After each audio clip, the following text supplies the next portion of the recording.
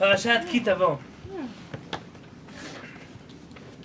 I'm going to take a tangent from Ki Tavo, but I want at least the first part of the parashat to read the first pasuk. V'haya, and it will be Ki Tavo al haaretz when you enter the land of Eretz Yisrael. Asher Adonai Elohecha noten lecha nachala, which Hashem is giving you as an inheritance. V'yirishta v'yashavta bam, and you shall possess it, and you shall dwell inside of it. A few steps here. One, it doesn't say if you go to the land of Israel. It says when you will go to the land of Israel. Not if, when. What's the difference? There's no choice. Yeah, we're going. Yeah. The question is when, but we're going. That must be the underlining attitude of every Jewish person. I am going. Right, this one. And if not, they have to come back and read the parasha. The second, you have to know that Hashem gave it to you as an inheritance. You must know that. It is our land. We're not going to take someone else's land. We're not an occupying power. We're not a colonial force. We are the owners of this land. Also. Well, I know, but what part do we own? All of it. And then we have an obligation, virishta, to possess it. According to Ramban, Rabbi Moshe ben Nachman, it's a mitzvah, one of the 613 commandments, to conquer the land of Israel even today. For 2,000 years, the Jews didn't keep this mitzvah. And in 1948, we fulfilled this mitzvah. We conquered our land. Not all of it. We don't have all of it. We have more to go. But it's our land. V'yashavta ba. And then you have a third mitzvah. It's not enough to want to go to Eretz Yisrael. It's not enough to fight for Eretz Yisrael. The third is one that none of us here fulfill. We must live there. That's a mitzvah. We must live there. At the end of the day, that's where we go.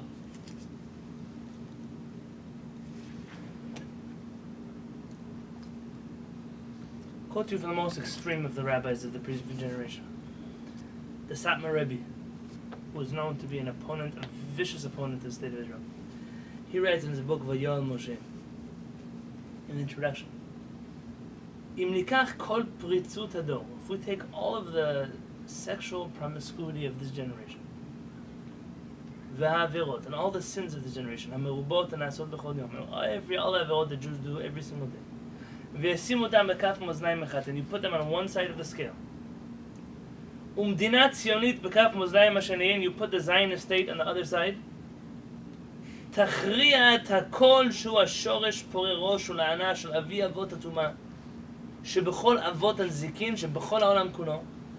The scales will tip that the Zionist state is worse than all the avirot of Jewish history, because the state of Israel is the shoresh porei rosh ula'ana shel avi avot hatumah. It's the ugly head of all of the impurest things in the world.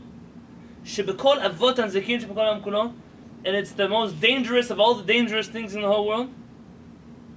V'hen hema hametamim et kol ha'olam kulo. It is the Zionist state that makes all the world impure because of its impurity. Jeez. Sounds like a...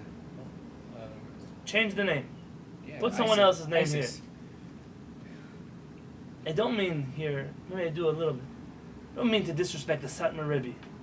But this mentality is what is the Orthodox community's mentality towards Zionism. Those who don't say it like this, in their heart of hearts feel it like this. And those who have made the exception to be both religious and Zionist, there it's an exception. That's why they say they're religious Zionists. Because they need to show you, because there are people who are religious and they're not Zionists, because they cut this pasuk out of the Chumash. But they have what's called pilpulim. Pilpulim. No, it's not that we're against the land of Israel, we're against the state of Israel, we're not against the Jewish people of Israel, we're against the heritage. Everybody has, when you do an Avirah, nobody does an Avirah because they want to do an Avirah. Everybody does an Avirah because they have a reason why they did Avirah. Everyone is a tzaddik when it comes to Avirot. The Satmar Rebbe is simply the most vocal of these opinions. Let's see what other quotes I saved. I don't know that I have all of them that I wanted to show you.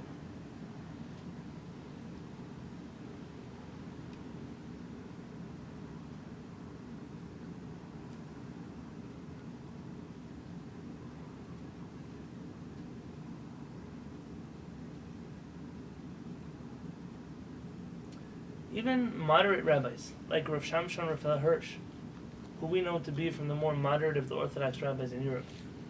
He writes a letter to Rav Tzvi Hirsch Kalisher, who I've mentioned here to you before, who's one of the leaders of the religious Zionist movement in Europe, one of the great Ashkenazi rabbis. In fact, they don't talk about him much is because they don't want you to know about him. Tzvi Hirsch Kalisher was one of I can't in one sentence tell you, but he's a giant of the movement to bring Jews back to Eretz Yisrael.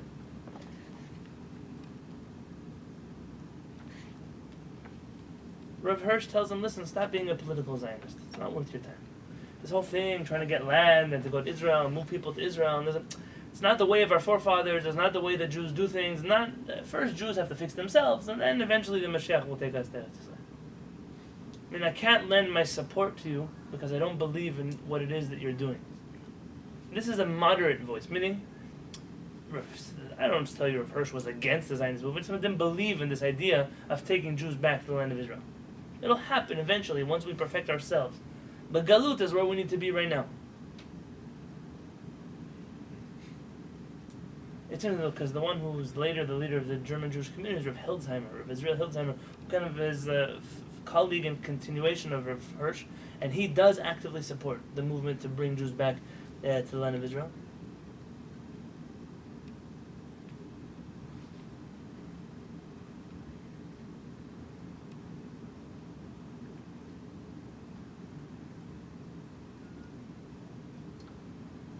See if I have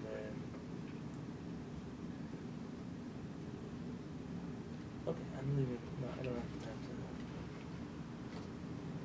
to. So I want to read to you from Rav Kapach, or Rav Kafich, if you want to pronounce his name. Rabbi Yosef Kapach was one of the giants of the Yemenite Jewish community. I quoted him in one of my videos about Zionism. And he's asked about what the Yemenite stance is on Zionism. I want to read to you his answer, because from his answer you'll realize the wisdom that is inherent in what he says. He says, הזכירו כאן כמה פעמים את המושג ציונות. They've mentioned here a few times already this term Zionism. בתימן לא היה קיים המושג הזה כמונח לתנועה או לקבוצה פנימית מוגדרת. In Yemen we had no such word. Not to describe a movement and not to describe any group of people as Zionists. כל הפזורה היהודית בכל רחבי תימן היו שם כזמניים. All of the Jewish communities that were exiled in the different parts of Yemen were exiled there temporarily. ראו את עצמם כבמלון אורחים אף שזה נמשך 2000 שנה. They felt like people who were guests in a hotel. Even if it's 2,000 years, they're guests in a hotel. But they always felt that their situation of staying in Yemen was temporary. Very temporary. Hotel is not even paying rent in an apartment. Hotel is tomorrow, I'm going to check out. Checkout's 10:30 a.m., I'm going to be by the door at 9. So they never like stuff. לפיכך כל קבוצה או יחידים שעלו לארץ ישראל במשך הדורות לא היו חריגים מן הכיוון הכללי. She said, in every other place you find the Zionist movement, there were movements to get Jews to go to Israel, convince Jews to go to Israel, convince Jews to invest in Israel, convince Jews to support the Zionist movement. He said in Yemen, throughout the generations, anybody who could figure out a financial way or a secure way to get to the land of Israel and stay there, did it. It wasn't part of a movement. There was no movement to go to Israel. They just did. It was not, if you're just a temporary guest, so the moment you have a chance to go home, you go. לכן לא צוינו עליות שלהם. That's why you don't hear about the Yemenite Aliyah of 1500s, the Yemenite Aliyah, because the Yemenites were always making Aliyah. Whenever they can make Aliyah, they made Aliyah. מה שאין כן עליות ממקומות אחרים. Unlike the Aliyot that come from other places, כגון עליית תלמידי רבי יהודה החסיד, like the famous Ashkenazi Aliyah of Rabbi Yehuda HaChassid, who built the big synagogue in the old city. Remember the big arch that used to just be an arch and they finally rebuilt it? That's Rabbi Yehuda HaChassid. Talmidei Haggah, the students of the Vilna Gaon. But Rabbi Yehuda HaChassid, if I'm not mistaken, it's called like the Great Aliyah of Ashkenaz. I once heard a professor give a number that you're talking about 40 or 50 people. Oh, really? Yeah, the Great Aliyah of Ashkenaz. That with the Vilna going? No, with the Vilna Gaon came with, he didn't come, but the students came with less. With less? You're not talking about a lot of people. Don't get so convinced. I thought they made it the whole I once heard a number of 150 people. They're not talking about a lot of people. Jewish people, millions and millions and millions of people. בשל חריגתם מן הרוח השוררת בסביבה. הייתה עלייתם מאורע חריג. This is the reason why these people had to be called aliyot to Israel, organized aliyot to Israel, is because their action of moving to Israel directly went against the spirit of the times in which they lived. People didn't, from Ashkenaz, they were making aliyah. The people in Vilna were not making aliyah. So when a group of people got together and made aliyah, that was a big deal. That made the history books. People got up and went to Israel. Meorah Pele, it was like a wondrous sight. היה צורך להיות חסיד ומתנגד למוסמכות כדי לעלות לארץ ישראל. You had to be either pro going to Israel or against going to Israel. That's what defined you in these countries. בתימן היה צורך בכך. As in Yemen, we had no concept like this.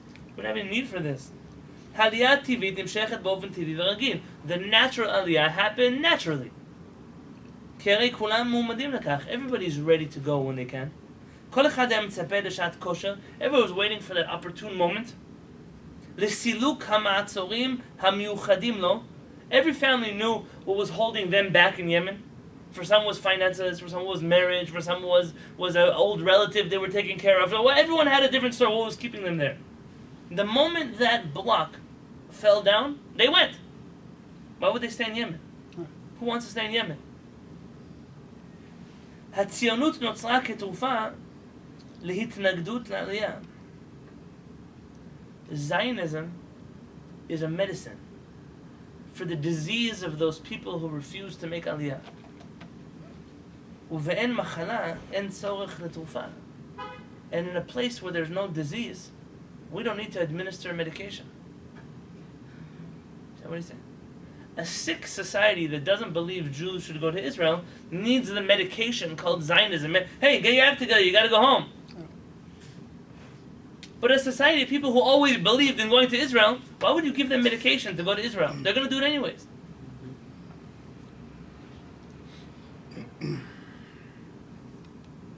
Someone recently, Raphael was sharing, someone talked to Sfaradim, we've always been religious Zionists. I said, why would you put us in that box? We are just religious. Our religion includes Zionism. Don't add it on as a bonus. And Zionism, is just wanting the state of Israel? So again, that's always where the debate is. What is Zionism? Is it political Zionism? Is it a secular movement that was started? The definition of Zionism is the desire of the Jewish people to return to the land of Israel and to actively do something about it on a political level. And not just to pray, but to get up and go. But he's saying, everyone was going. Yeah. People they were going. ההתנגדות באירופה לעלייה לארץ ישראל החלה בדורות קדומים. The opposition to making aliyah that existed in the lands of Europe is very old. It's not new. ונימוקים שהלכו והתחדדו מאיש לאיש ולתקופה לתקופה. Simply every generation had its own reason why it didn't go. These ones didn't go because of money. These ones didn't go because it was dangerous. These ones didn't go. You can come, Jason, come on. These ones didn't go because they didn't want to be involved in the reform movement. These ones didn't go. Everyone had a reason why they didn't make aliyah. Says Rabbi Yosef Kapach, in Yemen, there was no such block. So don't ask me if in Yemen there were Zionists. There were no Zionists in Yemen. Because Zionism is a medication for sick people who don't want to go to Israel. But in a healthy society, you don't need medication. The moment the Jews of Yemen could go, they left. And when I asked my grandfather, there still were Jews, and I don't know, maybe any more than... when I lived in Israel, there was like 300 Jews left in Yemen. And they were collecting money to help them. You know, they were poor. The Arabs were making them suffer. And my grandfather said he's not going to help them. I said, well, what do you mean I'm going to help them? He said, they made a choice. All of us got up and left Yemen. We left our money, we left everything we had, and we came to Israel. They chose to stay. This is their problem. Which kind of Jew makes a decision to stay in Galut? A lot. I mean, this was his mentality. This is when my brothers got married. He didn't come to our weddings here in the United States. He said, do you think I came all the way to Yemen? To Israel from Yemen so I could go to your wedding in New York? He said, I didn't go to Israel so I should leave it again. And people, why are you so stubborn? Why are you so there? So my grandmother used to come visit us. My grandfather never came. Why would I go? If you want, come to Israel. Is that kind of disrespectful to him that you guys lived out here? For sure. Because he had given up so much. All of our grandparents, why are you living there? Why do you have to go there? Well, every time we go back to the United States, why don't you just come back already? There's always this feeling. That makes sense. But this is something that happens in a society where it's organic, it's natural to go to Eretz Yisrael. There are obviously exceptions. The Rabbi Yonatan Halevy, the Vilna Gaon, the Baal Shem Tov, they clearly created movements within their circles to push Jews to go to Israel. But I think today you're living again in a sick society, where people don't even understand, like, why should I? Parashat Ki Tavo. It's when you will go to Israel, not if you're going to. Who gave you the right to make that decision if I'm going to go to Israel? When? Never just have the when. What is stopping me, and when am I going to get over that fact?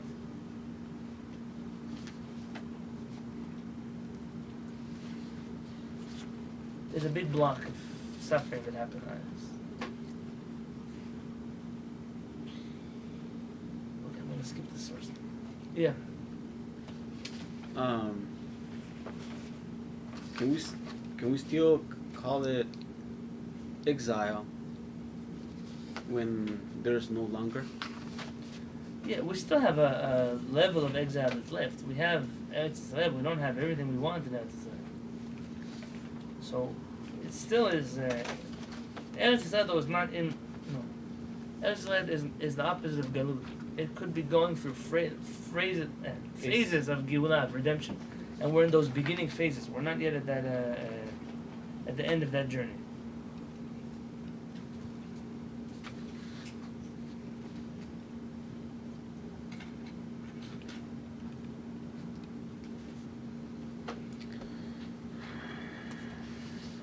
And there was a source I was going to read to you from Rav Chaim Abulafia, who was the mayor and the chief rabbi of Tveria. And when she writes some pretty terrible things about how the Sephardic and Ashkenazi Jews in Eretz Yisrael have been fighting, it's a long time ago, it's not recently. They won't eat in each other's homes, they don't eat each other's food, they don't pray in the same synagogues.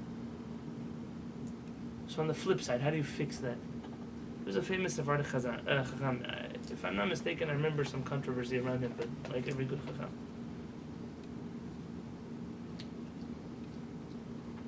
He was the chief rabbi of Rome and of Alexandria. He writes the following: if you're trying to accomplish unity among the Jewish people, I have the solution for you, he says. How do you get your Jewish people to be united? I am guilty sometimes of this. Baruch Hashem, my family, we made a serious commitment in this last 2 or 3 months to change this. But until now, 4 years I have a child, I've been guilty about this. That every person should take upon themselves to make a rule that men and women of the Jewish people, yigadu b'nehem b'bkiut lashon amam, that their children should be experts in the language of their people. Hu lashon hakodesh, that's Hebrew, the holy tongue. Shekvar noda sheikar achva medinit tluya b'shonat dvarim. It's already known that unity in a country is dependent on 3 things: achila, ushtiya, eating and drinking. There's a certain food culture that keeps a country together. Every country has Mexican food, Italian food, everyone's got the Israeli food, and Middle Eastern, everyone's got this, it's a culture that you eat in a certain way. Chitun zemzeh, the ability to marry each other. When people don't marry each other, that tells you there's something that's separating these 2 people from each other. And asher yishmu ish b'svat re'ehu, the people should be speaking the same language. Their ears should hear the same language spoken from each other. It is a real problem. Should I lie to you? It's a real problem. When I go to my family's house and they speak Yiddish, and there's jokes in Yiddish and stories in Yiddish and culture in Yiddish and a lot of things that you can translate it for me, but I'm really not part of that package. And then you're the annoying one who sits there, hey, can you translate this for me? Can you translate that for me? Can you translate this for me? Can you translate that for me? I'm sure it happens. I'm sure in a Spanish-speaking family, when you bring home an American girl, that's it. I'm sure in an Israeli family, and I'm sure in an English-speaking family, you bring someone from Europe and they don't speak English. Every family has this dynamic that goes into it. Step number 1 is to get us all on the same page where we can speak to each other. If we can't even do that, then what are we going to accomplish? You know, when I have Jews that I bump into, there's some Jews, sometimes they come. Someone came the other day to drop off a letter for like a pidyon nefesh, a prayer for the high holidays. Doesn't speak a word of English. speak Spanish and Hebrew. Or Hebrew, they didn't live in Israel. Hebrew because they're Jewish. How are they going to know? They went to school, they taught them Hebrew. And so I could sit down for an hour and have a conversation. And I did. In Hebrew. Now his Hebrew is not perfect, but we have a conversation. When I meet another Jew, I say, hey, let's talk. They're from another country. I don't speak that language, they don't speak English. So what do we speak? It has to be Hebrew. But we don't speak Hebrew. So then how am I supposed to have a conversation with you? We used to have, whenever we were in any country that we were in, at least the rabbis knew how to write each other letters in Hebrew. Yeah. How did the Rambam talk to other rabbis that didn't speak his language? He wrote them in letters in Arabic. They hired a Google translator, and what did they do? They knew how to read and write and speak Hebrew. Some of the Chachamim, you notice all the books of Chachamim, they're written in Hebrew. Those that were not written in Hebrew were either translated or they're lost. You don't have them anymore. The Rambam, his works that were in Arabic were translated to Hebrew. Because at a certain point, if you want the Jews to understand your work, it has to be Hebrew. The Peliyetz, he writes to rabbis, they should write books not in Hebrew. Because we live in a generation where a lot of Jews don't speak Hebrew. So you have to write books for them so that they can become observant of halakha. He said, and know for a fact that your book will end up rotting away on the bookshelf of a country because the Jews will move on to the next country and they won't speak that language anymore. He said, but at least you should rest assured that the Jews became observant and lived to go to the next country because of your book. So you have a choice. You can write in Hebrew, and the book will sit on the shelf forever, but nobody will learn it. You could write in English, and you can make a generation of people who learn books, but at the end of the day, you should know that writing in another language will mean it is not an eternal book for the Jewish people. Because when I write a book in English, I had a chacham write to me, so listen, you want to write books like yours, you can write them in English because you're writing them for people. But if you want to write novel ideas in halakha or philosophy, you have an obligation to write them in Hebrew. Why? I write a lot in Hebrew. When I send articles to different rabbis that I'm in touch with, we write it in Hebrew. Why? Because you can't. How can I? All the chachamim know how to read and write Hebrew. If he doesn't know how to read and write Hebrew, he's not a chacham. If a person can't sit down and write a letter in Hebrew, he's not a rabbi. It can't be. It's impossible. Very correct. I'm in a WhatsApp group of Sephardic rabbis. Most of the time when the conversation gets difficult, we switch over to Hebrew. None of us, maybe one or two of us were born in Israel. Not me. We speak in Hebrew because how am I going to explain this concept in halakha? Or how am I going to explain it to you if it's not in Hebrew? That's a natural thing that we do. Am Yisrael should be on the same page. So if you want people to be able to live together and marry each other, we have to get to the same place where we speak the same language.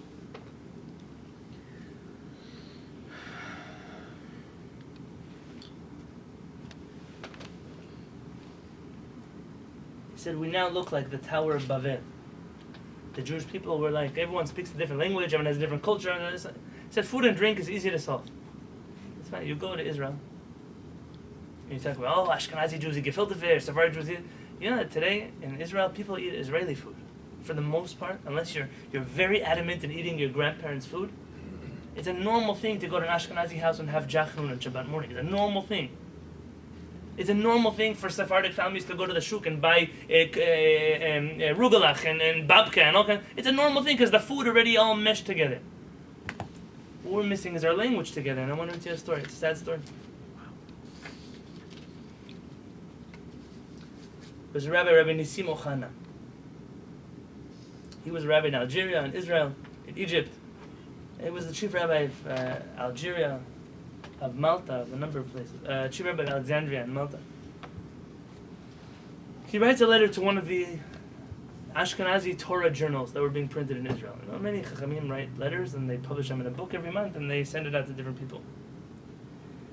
ביום הראשון, כ"א ומנחם אב, אחרי הצהריים, ביקרתי את התלמוד תורה, שערי תורה, שייך לאחינו אשכנזים ביפו. He says, I had the merit on the 21st day of Av to go visit in the afternoon the Ashkenazi yeshiva of Yafo, the city of Yafo. ושבעתי נחת מאוד בראותי תלמידי בני 13 ו-14 קוראים תלמוד. I was so excited. I got so much nachat from seeing 13 and 14-year-old children learning Talmud together. This is the rebuilding of the land of Israel. So you see Jews sitting in Yafo, an ancient Jewish city, studying Torah. It's an unbelievable experience. אך מה מאוד נעצבתי כשבחנתי את התלמידים. Said how sad I was though when I started testing the students, asking them questions. וראיתי שאינם יכולים לענות ולבאר את הסוגיה בעברית. Said I noticed that they couldn't answer my questions in Hebrew. וכשפניתי למען המשגיח והמורים, and when I asked the משגיח, the rabbi, the teachers, מדוע זה השפה, he calls it jargonit, like jargon, you know, like, I was gonna say, sounds familiar. he said, why is this language of Yiddish, היא השולטת במאור זה, why is there so much Yiddish in this institution? האין אפשרות ללמד אותם את הסוגיות עברית בעברית? He passed away, by the way, in 1962. So you're talking in the early years of the state of Israel. He said it's impossible to teach these students in Hebrew. ולפזר את ערפילי היידיש המכסים את אור השמש, and to scatter the clouds of Yiddish which are covering the sun of the sky. ואז אור השמש יזהר בתוקפו, and then you'll see that the sun will shine forth like a bright sun. That was once with our parents. You know, people are going to be offended. You know, our parents grew up in a house that spoke Arabic and French. He doesn't speak any of those languages today. Only Hebrew. Why? Because why should we hold on to our language from Galut? Now we're in San Diego, we speak English. You're going to move to Israel, you want to teach your kids English? Maybe, I'll tell you the truth. Maybe English is a good language. But English is a language very important. Because they need to work, they have to have a job, they have to go to school. A lot of things you have to know. I'm not here to say English specifically. But why did my grandparents insist that all of their kids speak Arabic? Because to them, the value of speaking Hebrew was more important than the value of speaking Arabic. So my grandparents, for my whole life, when I spoke to my grandparents, like my grandmother, her Hebrew was a very funny Hebrew. Masculine and feminine were mixed together. Some Arabic words mixed with some Hebrew words. She made up some of her own words. She didn't grow up. She didn't go to school in Israel. So she learned Hebrew from the street. But why did she insist to speak to us in that language? She's a fluent Arabic speaker. Because for her it was worth speaking a broken Hebrew, which later it wasn't broken, it just, she built her own Hebrew. Because she wanted her children and her grandchildren to speak Hebrew. Well, none of our grandparents could have spoken Arabic. Of course they could have spoken Arabic, and they did, sometimes between each other, but the next generation already spoke Hebrew. And it's okay also to speak Arabic to them. So I'm saying this because we gave something up for this story. When I was sitting in my parents' office, outside of the window, this lives in an apartment building. So these two little girls were like playing jump rope in Yiddish. And he like crumpled back in his chair like this. And he said, how much tzahar I have, how much suffering I have. I said, what's going on? What did I do? Like, what did I say this time? He said, do you know what year it is? Tafshin Ayin. I won't tell you exactly the year. It wasn't this year. He said, and two little girls that were born in Yerushalayim, whose parents were born in Yerushalayim, whose grandparents already were born in Yerushalayim, are still speaking German. Why? I said, it's culture, they want. He said, don't waste my time with people. And I thought he was being very harsh. The same day, I went to go buy Al-Kharan a costume.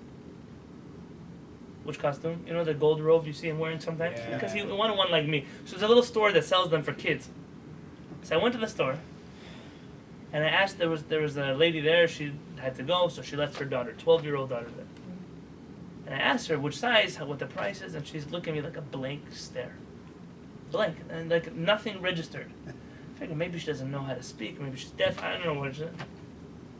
And then she turns to my wife and tells her, I don't speak Zionist. I don't speak Hebrew. What? She doesn't know. So my wife wants to know, does she not speak it, but she knows it, or she really doesn't know it? She does not know how to speak Hebrew. She lives in the same street as my in-laws. She doesn't know how to speak Hebrew. Wow.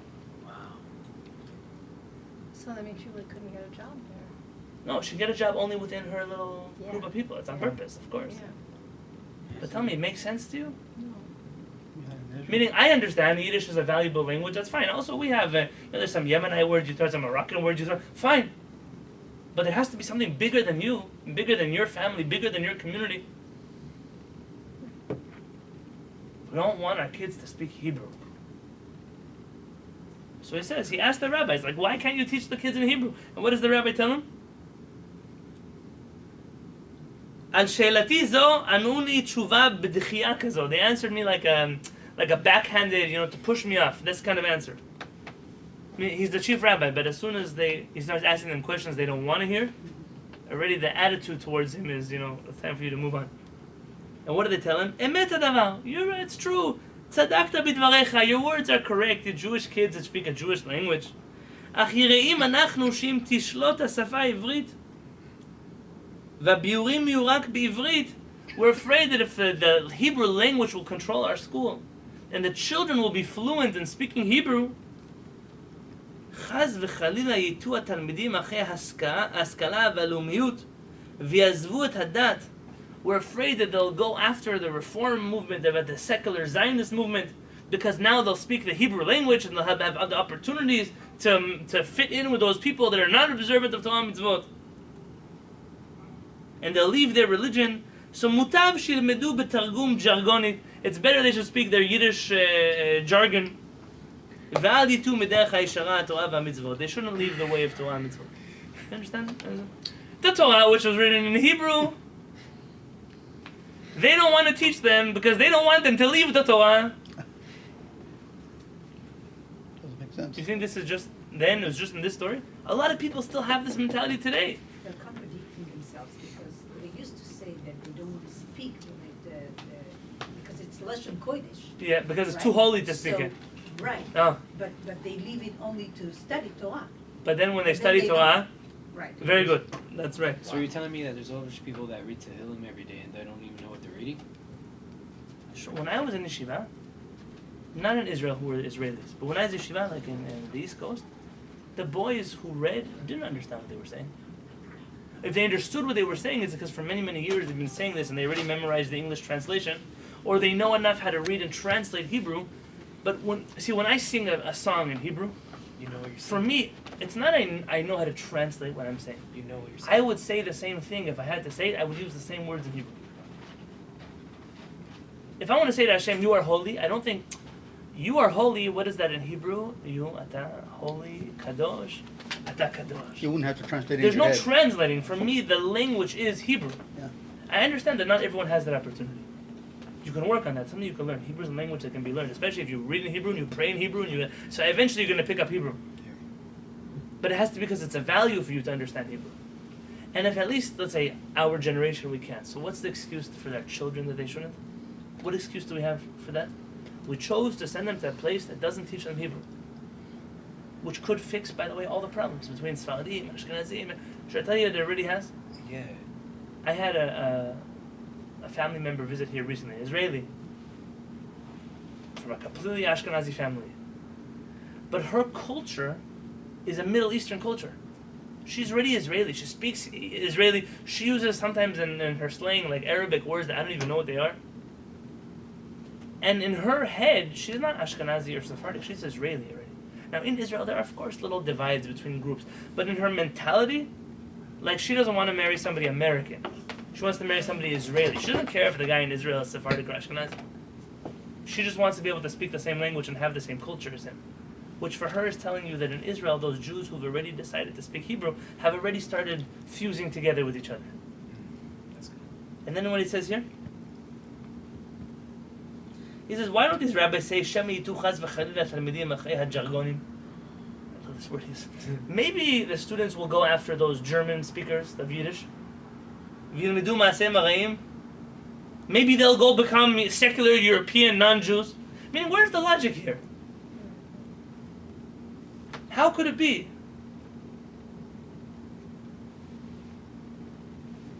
He said, we have to have a chance to restore a religious people in the land of Israel who can speak the same language with each other. This must be. That will bring to the redemption of the Jewish people.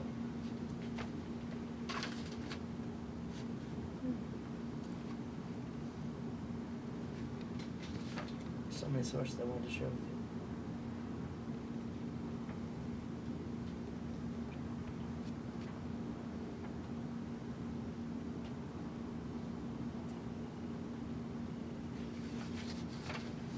I won't translate it for you, but when you get a chance, Rabbi Yosef Masas, in his introductions to one of his letters, he writes a whole story about making Aliyah from Morocco and how there were waves. Because the Moroccan Jews, they didn't come like the many Sephardic Jews came in 1948. The Moroccan Jews came up until the 60s. They were still coming to Israel. There were waves. There was the wave of the 40s, wave of the 50s, wave of the 60s, and eventually the Jewish community, almost as a whole, ended up outside of Morocco, most of them outside of Israel, in Israel, outside of Morocco.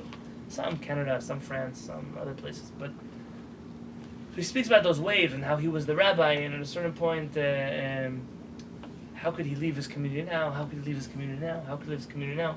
And at a certain point, if I recall the letter correctly, he reached a certain age where he wasn't able to continue renewing his status as rabbi. People were very worried, and they tried to go and fight for his job. He said, please don't fight for my job. Now I finally have an excuse to leave here. See, before I said, I'm in the Bedin, I'm a rabbi, I have a community, I have students, how can I leave them? Now I have no reason. You're not going to pay me any money? Good, I'm going. And he said he ended up going. I think he got a pension from Morocco because he was in a government job. He comes to Israel and he's sitting in a little apartment in Haifa. But he's so happy to be living in Israel. At the end of the day, he gets appointed as chief rabbi of Haifa, which he first tried to refuse. His first job offer was to be the chief rabbi of Israel, to replace a rabbi who just passed away. Who was that? Rav Uziel. The search committee from Israel reached him in Morocco to say that he's the one that they've nominated to replace Rav Uziel. You know what kind of status that is? At the end of the day, he was a controversial rabbi. To replace Rav Uziel? And he writes back that he cannot replace Rav Uziel because he doesn't even reach the ankles of Rav Uziel. He doesn't take the job. When it comes to Israel, so he's sitting in Haifa, and David Ben Gurion requests from him to please be the next chief rabbi of Haifa. David Ben Gurion is looking for rabbis that are part of the program. They understand, they can lead the people into the future. And Rav Masad writes back to him, he doesn't want to be the chief rabbi. Why? So he knows what it's like, the politics of being a rabbi. This party elects you, this party doesn't elect you, this one wants you, this one doesn't want you, and your whole life you're fighting with people about being a rabbi. They didn't want you, they didn't want you. He said, I'm not going, unless you can promise me that everybody wants me to be the chief rabbi. What do you think Rabbi Masad was thinking? It's never going to happen, nobody's going to want. So David Ben Gurion came to Haifa in his private car and went from political party to political party to political party leader and told them, I have a chief rabbi and you are going to agree that he's the chief rabbi. And they unanimously appointed Rav Masad as chief rabbi. What the heck? Should have been Mashiach. And there's a famous story about David Ben Gurion coming to the Chazon Ish, and the Chazon Ish didn't want to look at him in the face because you can't look at an evil person in the face. Yeah, it's a and the story might have never happened, but I don't know. But in every yeshiva that I've been to in my life, that's the story they tell you. The first Prime Minister of Israel, you see David Ben Gurion and Rabbi Yosef smiling at each other, holding each other's hands. David Ben Gurion wanted one of his paintings because Rabbi Yosef was a painter. He said, it's not for sale. I paint this for myself. You go get another painting for somebody else. A very close relationship. You have pictures of Rav Uziel walking arm in arm with David Ben Gurion, like strolling down the street together. There are two different attitudes here towards Israel and the reawakening of the Jewish people's presence in Israel. And when you read this Parashat, you have to say, which side of history do you want to be on? Rabbi Shalom Asas, enough with this story. He was the chief rabbi actually of Morocco. Rabbi Yosef was not the chief rabbi of Morocco. He was the chief rabbi of Tlemcen in Algeria. And Rabbi Shalom came to Morocco, to Israel. You know that in Morocco he had a chamber. Chief rabbi is a government job. In the king's chambers, you have one whole wing that's dedicated to the chief rabbi of Morocco. Gold, silver, velvet, marbles, anything you need. Servants, people. He was like a king. He decides the halakha is happening, the king enforces the halakha happening. He decides somebody wants to do something on Shabbat, he don't want prison is what happened. He's a government official like everybody else. With a lot of respect. The last chief rabbi of Morocco passed away 2 weeks ago. A special chacham. They have a famous picture of him kneeling and kissing the king's hand. People are very upset, oh, look at him kissing the king's hand. Yeah, he's a chief rabbi. Also, there's a king. It's not an embarrassment that he's a humble person. People don't understand today this concept. So when Rabbi Shalom came to Israel, he was appointed the chief rabbi of Yerushalayim and the head of all the Batei Din in Israel. By the way, he was the last chief rabbi, last one. Since him, there has never been such a thing. Who was unanimously voted in by the secular, Orthodox, right wing, left wing. All of them voted in together. Rabbi Shalom Asas came and he was in this like I don't know if you've ever seen the chief rabbi buildings. It's like a dinky little government building. Imagine you go to San Diego County office. It's all the windows are all the wood floor. It's not a this is a nice location, but it's not a palace of the king of Morocco. He had a little room. And he said, all the honor that I had and all the prestige and the wealth and the power, and they said, none of it is worth it. Because I used to have to write my name, Shalom Asas, Chief Rabbi of Morocco. He said, but now, I get to write my name, Shalom Asas, Chief Rabbi of Yerushalayim Yer HaKodesh. He said, what can you pay me enough for that? He said, I don't care if I sit on the floor, but I'm the Chief Rabbi of Yerushalayim. So you know what an accomplishment that is? 2,000 years, I would have never thought I could even sit in Yerushalayim, let alone there's a chief rabbi in Yerushalayim. V'haya ki tavo la'aretz. This week's parasha must be a commitment. You don't want to call it Zionism, you're afraid of secular Zionism, or political Zionism, whatever you're afraid of. It's fine, be afraid. So don't be a Zionist. Be like what Rav Kapach said. Sick people need medication called Zionism. Your culture should be one that Eretz Yisrael is at the center of everything that you do. The return to Eretz Yisrael is not an abstract idea for you. It's not something you pay donations to the Jewish National Fund for. It's something you decide that you're going to do with yourself. Your body one day will be living in Eretz Yisrael. Your family one day will, and if you can't, until then, teach them Hebrew. Don't be afraid. Teach them to read. Teach them how to write. Teach them how to speak. Teach them Eretz Yisrael. Give them the flag of Eretz Yisrael. We have a tape in my car. We play a chief chazan of the Israeli army, and in there's like a prayer for the state of Israel.